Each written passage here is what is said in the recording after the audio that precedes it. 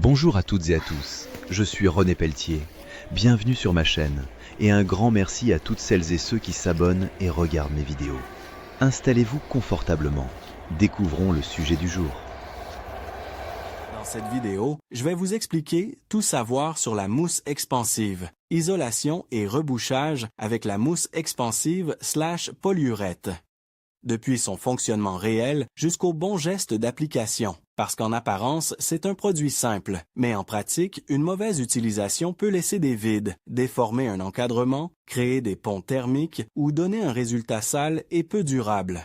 Et si vous pensez qu'il suffit de secouer une bombe et de remplir un trou, vous allez voir que ce n'est qu'une petite partie du sujet, car la différence entre un travail propre et un travail raté se joue dans la préparation, le dosage, l'humidité, le choix de la mousse et la façon de finir après séchage.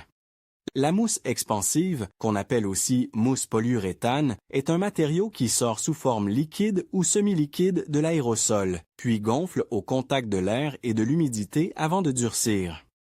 Son intérêt principal, c'est qu'elle permet de combler des vides, de bloquer des infiltrations d'air, d'améliorer l'isolation thermique et acoustique sur certains points précis et de reboucher des espaces irréguliers qu'un mortier ou un mastic classique ne remplirait pas aussi facilement. C'est justement cette capacité à se développer dans les interstices qui en fait un produit très pratique autour des dormants de fenêtres, des cadres de portes, des traversées de gaines, des passages de tuyaux, des cavités dans une cloison, des trous techniques dans la maçonnerie ou encore des zones difficiles d'accès. Mais cette même capacité d'expansion peut devenir un problème si on en met trop, si le support est mal préparé ou si on l'utilise à un endroit où elle n'est pas adaptée. Quand je parle de mousse expansive, il faut déjà comprendre qu'il n'existe pas une seule mousse pour tout faire. On trouve des mousses standards, des mousses à faible expansion, des mousses spéciales portes et fenêtres, des mousses à haut rendement, des mousses coupe-feu, des mousses conçues pour l'hiver ou pour des températures plus basses, et des versions utilisables au pistolet ou avec une simple canule. Cette distinction est très importante.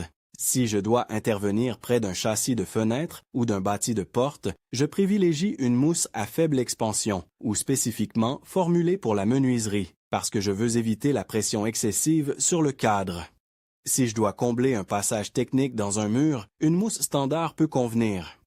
Si la zone doit respecter des exigences particulières en résistance au feu, je ne prends surtout pas une mousse classique en me disant que ce sera pareil, parce que ce ne sera pas pareil du tout. Il faut aussi être très clair sur ce que la mousse expansive sait faire et ce qu'elle ne sait pas faire. Elle est excellente pour remplir, calfeutrer et limiter les fuites d'air. Elle participe à l'isolation thermique dans des points localisés, elle aide à corriger certains défauts d'étanchéité et elle est très utile en rebouchage technique. En revanche, ce n'est pas une finition.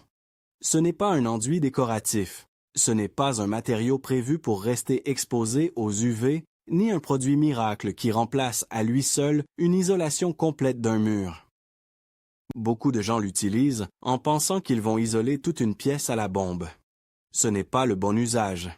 Elle est formidable en complément pour supprimer les trous, les jeux, les fuites, les ondes de passage d'air parasites, mais elle ne remplace pas une stratégie d'isolation globale. Elle ne doit pas non plus être considérée comme une solution structurelle pour tenir un élément à la place d'une fixation mécanique appropriée.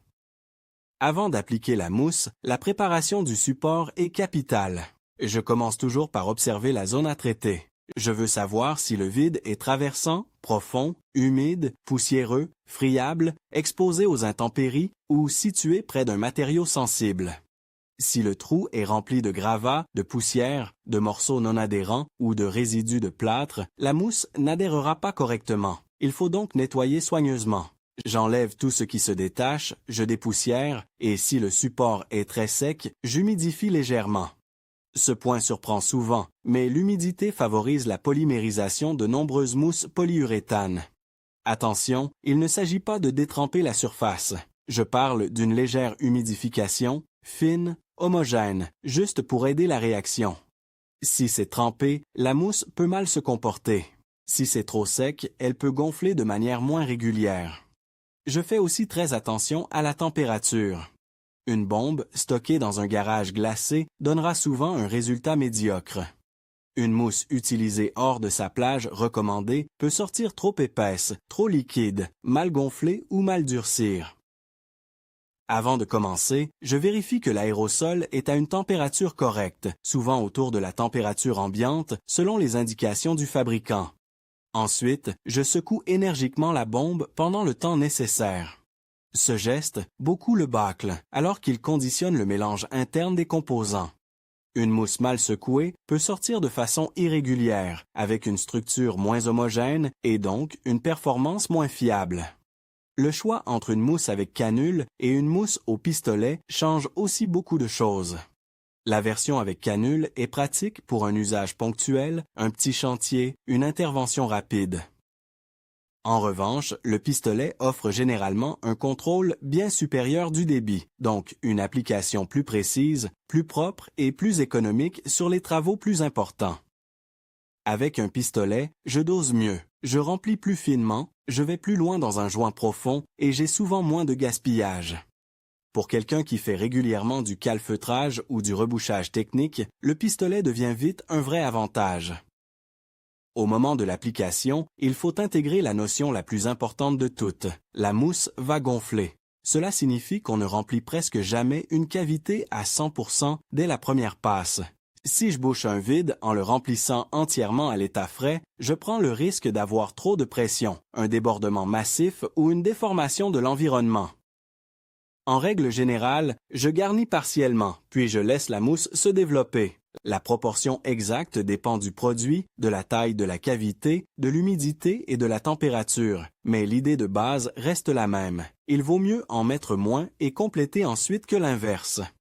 C'est particulièrement vrai autour des menuiseries. Une fenêtre ou une porte mal protégée peut se retrouver comprimée par une mousse trop expansive et on se retrouve avec un ouvrant qui frotte, ferme mal ou s'est légèrement déformé.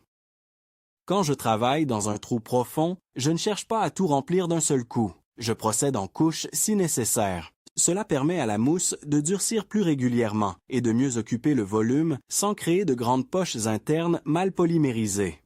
Si l'ouverture est très large, il peut être judicieux de ne pas gaspiller de mousse pour remplir un volume énorme qui n'a pas besoin d'être plein à 100% avec ce matériau. On peut parfois réduire le volume avec un fond de joint ou une solution adaptée, selon le cas, puis utiliser la mousse pour le calfeutrage utile. L'objectif, ce n'est pas de consommer une bombe entière dans un trou simplement parce qu'il est grand. L'objectif, c'est d'obtenir une étanchéité, une stabilité et une finition rationnelle. Pour l'isolation, la mousse expansive est surtout intéressante là où l'air passe. C'est un point essentiel, parce qu'en pratique, une petite fuite d'air autour d'une gaine, sous un appui, entre un dormant et la maçonnerie, ou autour d'une traversée de tuyaux peut dégrader fortement le confort. L'air parasite donne une impression de froid, augmente les pertes thermiques et peut favoriser des ondes de condensation. En venant combler ces passages, la mousse améliore sensiblement le comportement de l'enveloppe. C'est pour cela qu'elle est très utilisée autour des fenêtres et des portes, mais aussi derrière certains coffrages techniques, autour des réseaux ou dans des vides de construction. Je précise tout de suite qu'après l'application, il faut souvent ajouter une vraie finition d'étanchéité selon la situation. Par exemple, un joint, une bande, un habillage, un enduit ou un couvre-joint, parce que la mousse seule ne constitue pas toujours la finition définitive attendue, notamment en extérieur. Pour le rebouchage, elle est excellente sur les trous irréguliers, les cavités profondes, les réservations techniques et les espaces où un matériau rigide serait difficile à mettre en place proprement. Si j'ai un ancien passage de câble trop grand, un vide autour d'un tuyau traversant, un espace sous un seuil, un manque dans une cloison légère ou une cavité en périphérie d'un encadrement, la mousse me fait gagner un temps considérable. Elle va chercher les recoins, se lier au support et créer un remplissage léger. En revanche, si mon objectif est de reboucher un petit défaut visible en façade de manière esthétique et résistante au choc, ce n'est pas forcément la meilleure solution seule. Dans ce cas, la mousse sert souvent de remplissage en profondeur, puis je coupe l'excédent et je termine avec un enduit, un mortier de réparation ou un habillage adapté. Il faut aussi parler franchement des limites mécaniques de la mousse. Une fois durcie, elle paraît ferme, mais elle reste relativement légère et n'a pas la résistance d'un matériau de maçonnerie. On peut la comprimer, la couper facilement, et elle n'est pas destinée à porter des charges importantes. Donc, je ne compte pas sur elle pour tenir une menuiserie sans fixation, pour remplacer une cale structurelle ou pour rattraper n'importe quel jeu dans l'idée que tout sera bloqué comme avec du béton. Elle accompagne, elle remplit, elle cale légèrement dans certains cas, mais elle n'assure pas à elle seule le rôle de fixation structurelle. C'est une erreur fréquente chez les débutants. Un autre point très important concerne l'extérieur. La mousse polyuréthane supporte mal l'exposition directe et prolongée aux rayons UV. Si je laisse une mousse apparente au soleil, elle va se dégrader, jaunir, devenir friable en surface et perdre ses qualités dans le temps. Cela veut dire qu'en façade, autour d'une fenêtre extérieure, en rive de mur ou sur un élément exposé, je prévois systématiquement une protection.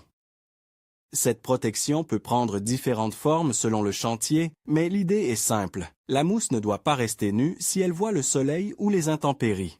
De même, si l'endroit est soumis à de l'eau récurrente, il faut réfléchir à la finition et à l'étanchéité de surface, car la mousse n'est pas faite pour être une membrane d'étanchéité à elle seule. La sécurité mérite aussi une vraie attention.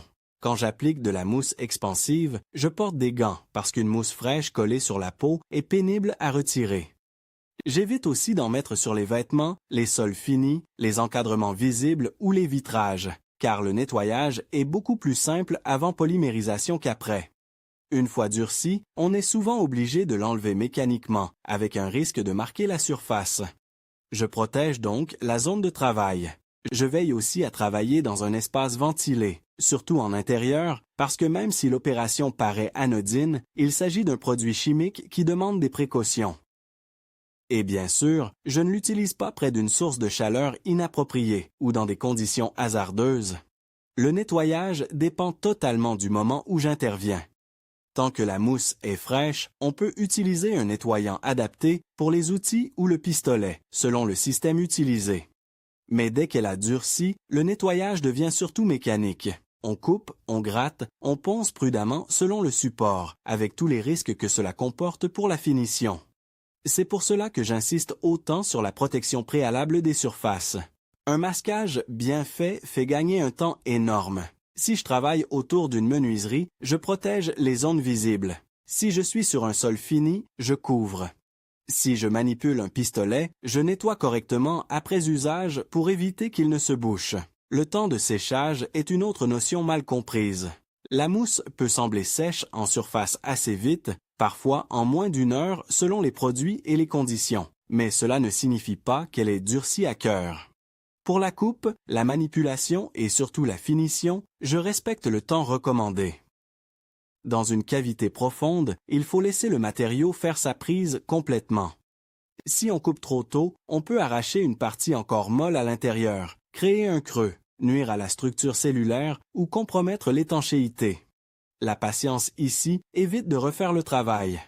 Une fois la mousse correctement durcie, je coupe l'excédent avec une lame adaptée, sans arracher ni forcer, puis je réalise la finition prévue.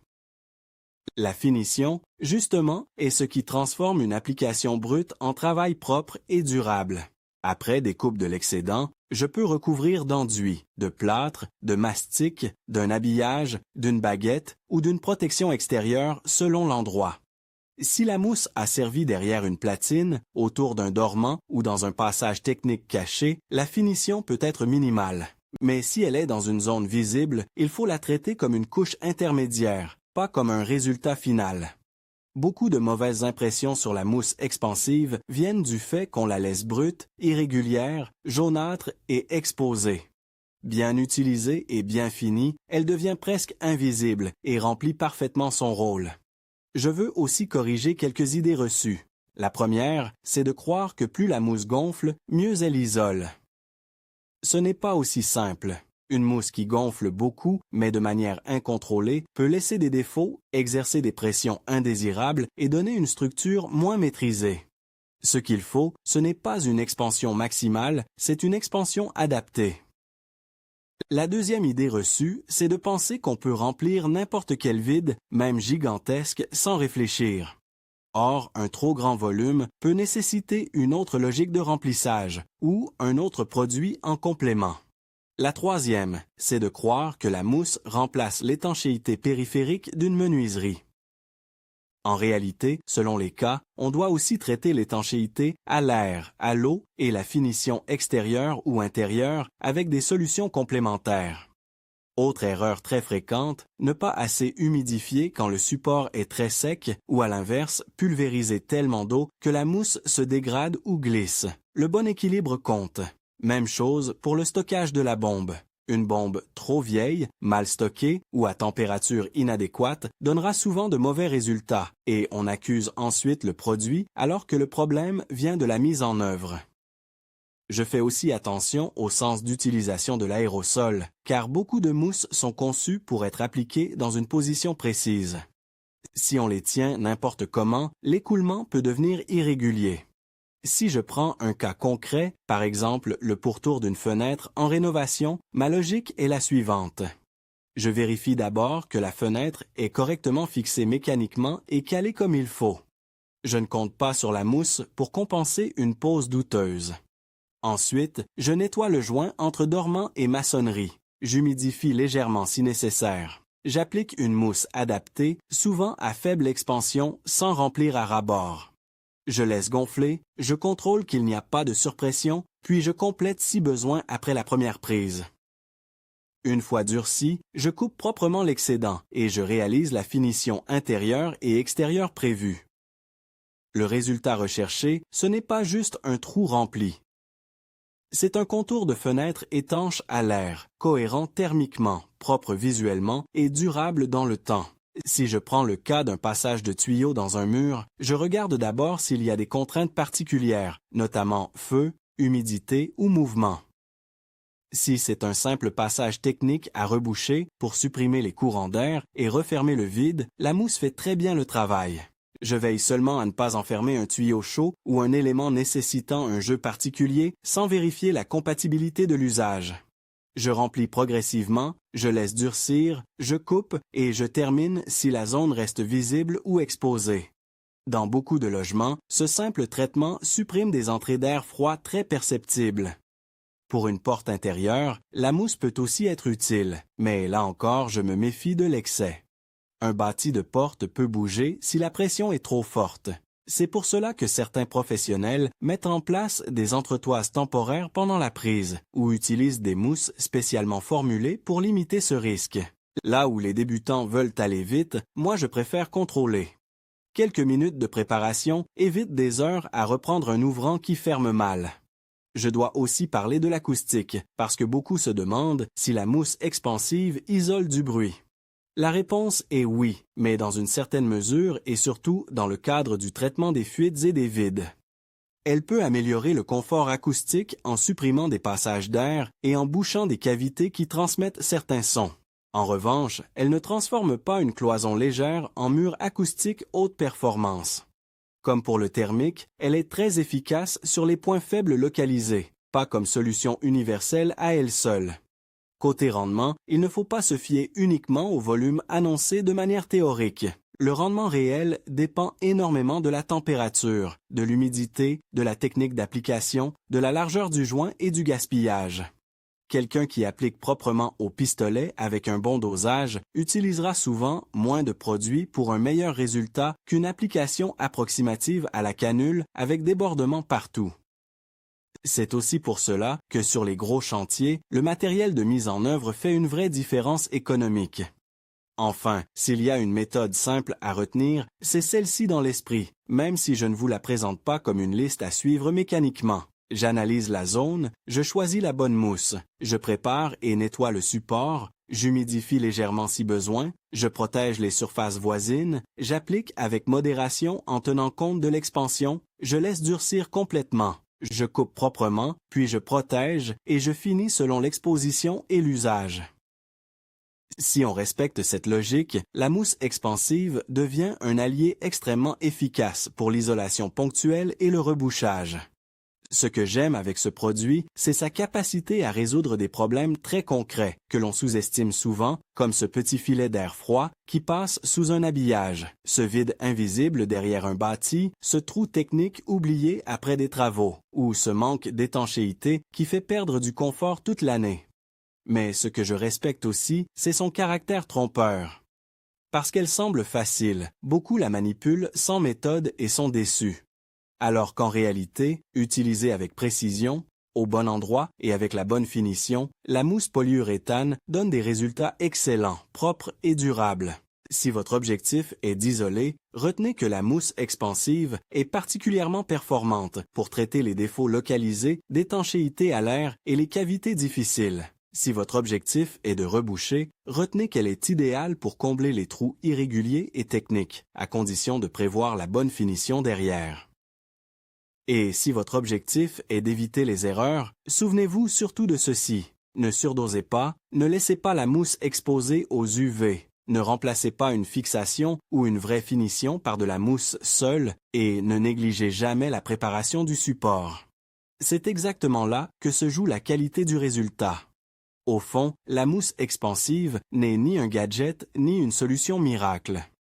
C'est un outil de chantier très intelligent quand on comprend sa logique. Elle excelle dans les vides, les fuites, les passages techniques, les joints irréguliers et les points faibles de l'enveloppe. Elle permet de gagner du temps, d'améliorer le confort, de rendre un ouvrage plus propre et plus étanche, à condition d'être utilisé avec discernement. Et c'est justement ce que je voulais vous montrer ici. Non pas seulement comment remplir un trou avec de la mousse polyuréthane, mais comment obtenir un résultat réellement utile, propre, durable et cohérent avec les besoins d'isolation et de rebouchage.